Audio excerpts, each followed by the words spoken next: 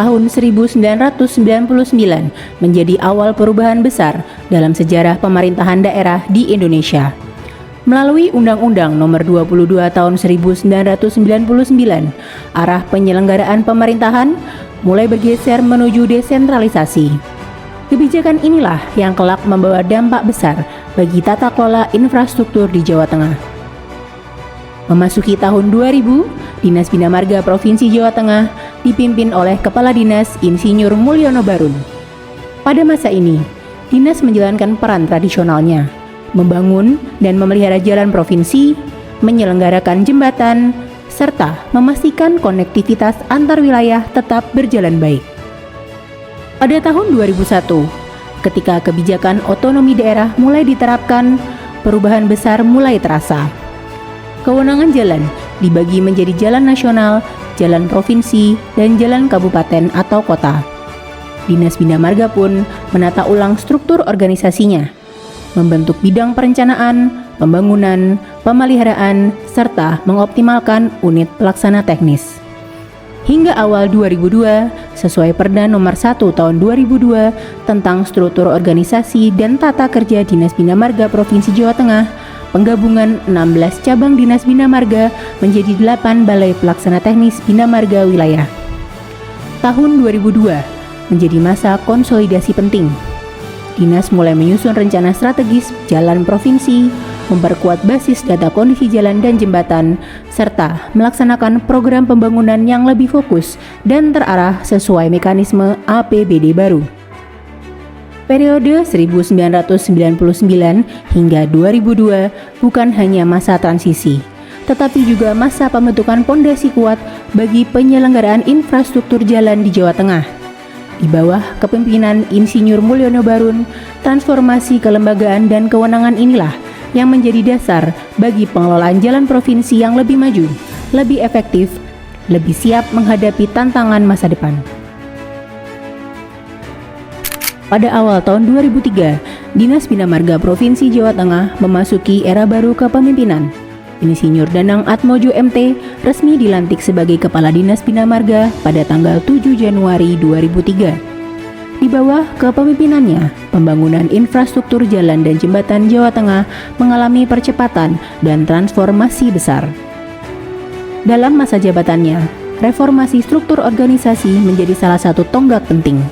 Melalui Peraturan Daerah Provinsi Jawa Tengah Nomor 6 Tahun 2008 tentang Organisasi dan Tata Kerja Dinas Bina Marga, pemerintah provinsi melakukan penataan ulang kelembagaan.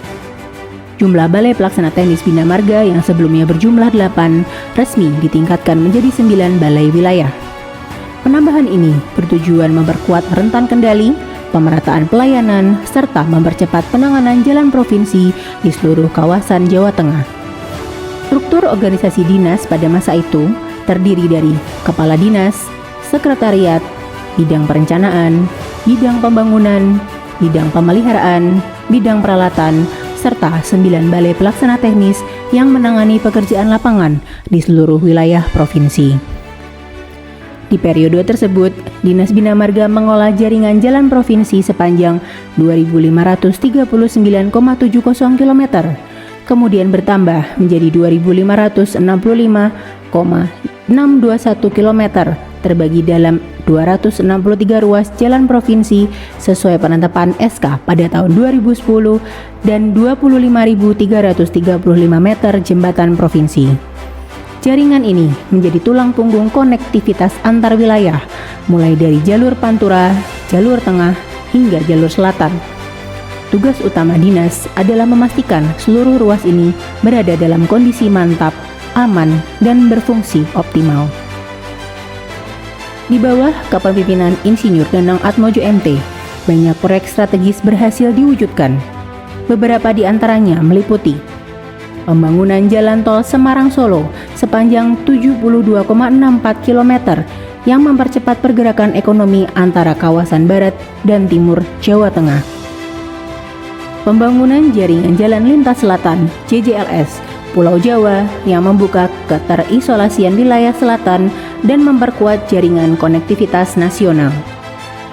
Pembangunan jalan akses Bandara Ahmad Yani Semarang sebagai dukungan terhadap pengembangan kawasan strategis bandara. Peningkatan jalan dengan konstruksi beton, rigid pavement, pelebaran jalan strategis, serta penerapan metode modern dalam pemeliharaan rutin dan berkala. Penguatan manajemen aset jalan melalui pemetaan kondisi jalan dan jembatan berbasis data lapangan yang lebih akurat. Prestasi signifikan diraih selama masa jabatannya. Kondisi jalan mantap meningkat dari 67% pada awal kepemimpinan menjadi lebih dari 86% pada tahun 2013.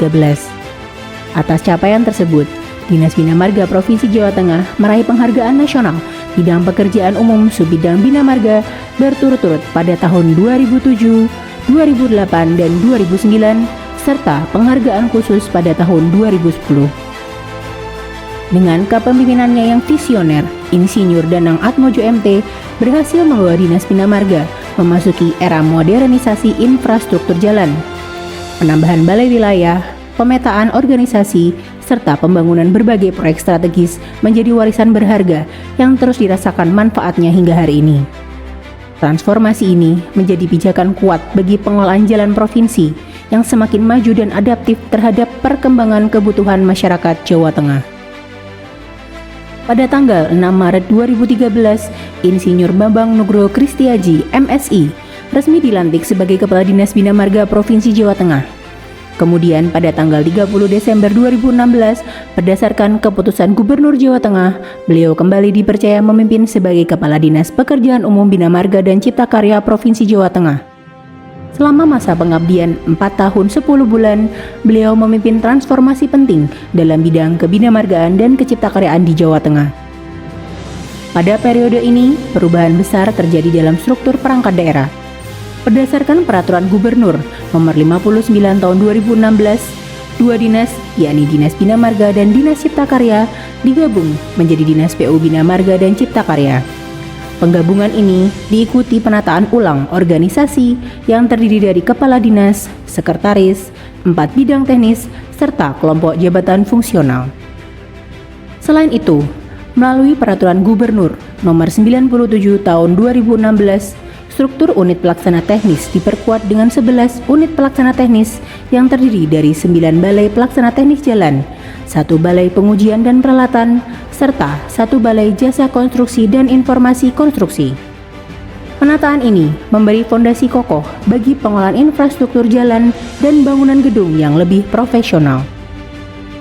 Dinas PU Bina Marga dan Cipta Karya mengemban tanggung jawab besar dalam penyelenggaraan infrastruktur termasuk pengelolaan jalan provinsi sepanjang 2.404,741 km sesuai penetapan SK Jalan tahun 2016.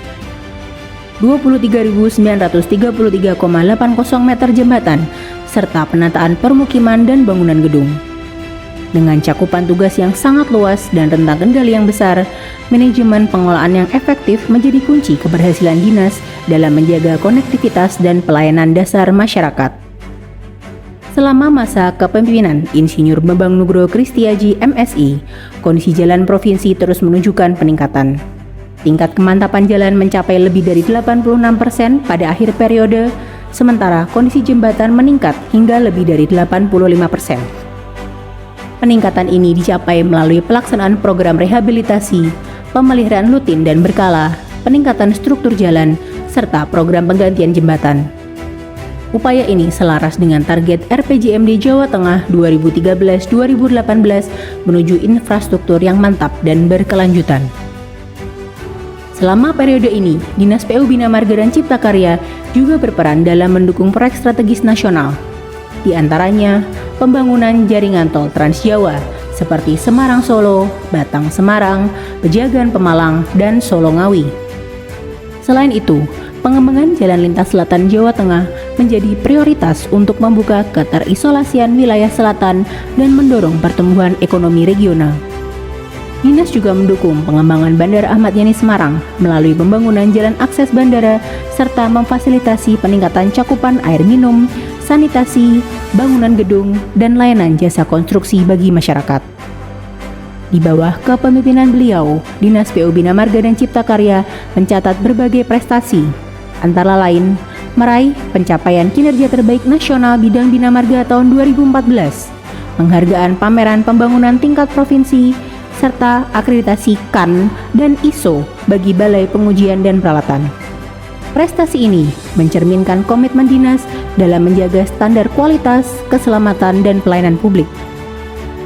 Sejumlah inovasi turut dikembangkan, seperti teknologi perkuatan tebing dengan kawat baja jala, penggunaan beton busa ringan untuk mempercepat konstruksi, pemanfaatan aspal buton, serta optimalisasi sumber daya manusia melalui diklat teknis.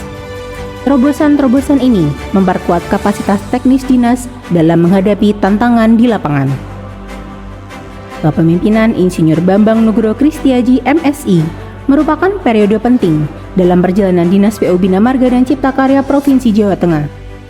Dengan modernisasi organisasi, peningkatan jaringan jalan, proyek strategis nasional, serta inovasi teknis yang diwujudkan, beliau telah memberikan kontribusi besar dalam memperkuat pelayanan infrastruktur demi kemajuan Jawa Tengah. Setiap periode kepemimpinan selalu meninggalkan jejak yang bukan hanya berupa bangunan, data, atau laporan, tetapi sebuah perjalanan yang menata arah pembangunan Provinsi Jawa Tengah.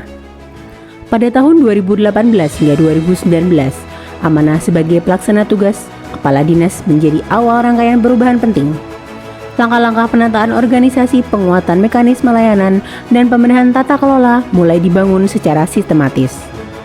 Periode ini menjadi dasar yang mengarahkan transformasi yang terjadi pada tahun-tahun berikutnya. Pada tahun 2019, tanggung jawab sebagai Kepala Dinas diemban secara penuh oleh Dr. Insinyur A.R. Hanung Triyono MSI. Sejak saat itu, arah pembangunan sektor jalan provinsi sepanjang 2.440,12 km sesuai penetapan SK Jalan tahun 2024, 26.611,67 meter jembatan, air minum, sanitasi, dan bangunan gedung provinsi disusun dengan pendekatan yang lebih terukur, modern, dan berorientasi pelayanan publik. Beragam langkah strategis dilakukan untuk memperkuat organisasi, penataan struktur, optimalisasi peran Balai Pengelolaan Jalan, peningkatan kompetensi SDM, serta modernisasi sistem kerja. Laboratorium pengujian meraih akreditasi nasional. PPID pelaksana memperoleh predikat informatif. Transparansi, akuntabilitas, dan kecepatan layanan terus ditingkatkan melalui sistem yang tertata. Inovasi menjadi penggerak utama. Teknologi asbuton digunakan pada penanganan jalan. Beton fiber diterapkan untuk meningkatkan durabilitas struktur, dan standar respon cepat 1x24 jam diwujudkan untuk melayani masyarakat. Lebih dari 15 aplikasi dikembangkan untuk mendukung perencanaan, pengawasan, dan keterbukaan informasi publik. WebGIS Jalan, Jalan Cantik, Siwatsit, Sijean Cakep, Smart BP2, Rampung Bayar, Waalbar, hingga sistem digital PPID. Digitalisasi membuat kerja lebih cepat, transparan, dan bisa dipertanggungjawabkan. Pada sektor kebinamargaan, beragam proyek strategis dilaksanakan. Flyover Ganevo di Meranggen meningkatkan kelancaran mobilitas. Pemulihan ruas Bandung Sari Salem dilakukan pasca longsor besar. Sejumlah jembatan bentang panjang dibangun dan diperkuat. Jembatan Kedung Legok, Jembatan Kesesi, Jembatan Polaga, Jembatan Ganepo Sragen, dan Jembatan Recusari. Pembangunan duplikasi jembatan serta penggantian jembatan yang tersebar di seluruh Jawa Tengah. Pelebaran ruas jalan hingga standar 7 meter memperluas kapasitas jaringan mobilitas provinsi. Pemeliharaan rutin jalan dan jembatan untuk menjaga dan merawat agar berfungsi dengan baik. Rehabilitasi jalan untuk menjaga kondisi jalan dalam kondisi mantap, dan preservasi jalan untuk meningkatkan kualitas layanan jalan Provinsi Jawa Tengah. Akses menuju TPST Kabupaten Magelang turut dibangun untuk mendukung pengelolaan persampahan regional. Penyelarasan pembangunan infrastruktur daerah dengan kebijakan pemerintah pusat terus diperkuat melalui Instruksi Presiden Jalan Daerah, Dana Alokasi Khusus DAK, hingga penguatan melalui Program Hibah Jalan Daerah PHJD. Program-program ini tidak hanya berfokus pada peningkatan kualitas dan kemantapan jalan daerah, tetapi juga dirancang dengan pendekatan inklusif. peran serta gender, kelompok disabilitas, serta masyarakat sekitar lokasi pembangunan menjadi bagian penting dalam setiap tahapan perencanaan dan pelaksanaannya. Di sektor cipta karya, pembangunan diarahkan untuk meningkatkan akses pelayanan dasar masyarakat. Pembangunan gedung DPRD Provinsi Jawa Tengah, pembangunan MAJT An-Nur di Kabupaten Magelang, pembangunan Masjid At-Taqwa Setda Provinsi Jawa Tengah, revitalisasi Pasar Morosuko, pembangunan Museum Alat Berat di Kabupaten Semarang, pembangunan jaringan distribusi utama spam regional, hingga penyediaan spam desa yang tersebar di seluruh wilayah Jawa Tengah. Teknologi desalinasi diterapkan untuk menyediakan air bersih pada wilayah yang minim sumber air. Upaya pengentasan kemiskinan dilakukan melalui program CSR Desa Dampingan yang berjalan dari tahun ke tahun. Sementara itu, peningkatan kualitas tenaga kerja konstruksi dilakukan melalui program sertifikasi untuk mendorong profesionalisme dan daya saing tenaga lokal. Tahun 2019, pengakuan publik dimulai dengan penghargaan kategori menuju informatif dalam Anugerah Keterbukaan Informasi Publik. Di tahun 2020, inovasi Jalan Cantik masuk top 20 KIPP Jawa Tengah dan meraih predikat informatif. Pada tahun 2021, dua inovasi, Jalan Cantik dan Silakon Bang Jali, menembus top 10 KIPP Jawa Tengah mempertahankan predikat informatif. Tahun 2022 menjadi puncak dengan peringkat 1 nasional dalam pembinaan dan pengawasan jasa konstruksi, serta peringkat 1 nasional kebinamargaan dalam penyelenggaraan jalan. Inovasi Waalbar juga masuk top 5 pelayanan publik. Tahun 2023, prestasi berlanjut dengan peringkat 1 nasional OPD Suburusan Jasa Konstruksi Terbaik dan top 10 inovasi pelayanan publik. Pada tahun 2024, kualitas SDM konstruksi terbukti dengan juara-juara nasional, dan di tahun 2025, capaian semakin mengesankan dengan nominasi Sutami Award dan predikat Badan Publik Informatif untuk yang ke-6 kalinya secara berturut-turut. Rangkaian capaian ini adalah cermin dedikasi, bahwa setiap langkah, setiap inovasi, dan setiap kerja keras membawa kita menuju pelayanan publik yang semakin unggul, transparan, dan berdampak. Dalam setiap jembatan yang menghubungkan, dalam setiap jalan yang memuluskan perjalanan, setiap aliran air bersih yang menghidupkan, di sana ada jejak kepemimpinan, keteguhan, dan pengabdian. Terima kasih atas dedikasi, visi, dan karya yang telah ditinggalkan. Jejak ini akan terus menjadi pondasi bagi siapapun yang melanjutkan perjuangan membangun Jawa Tengah.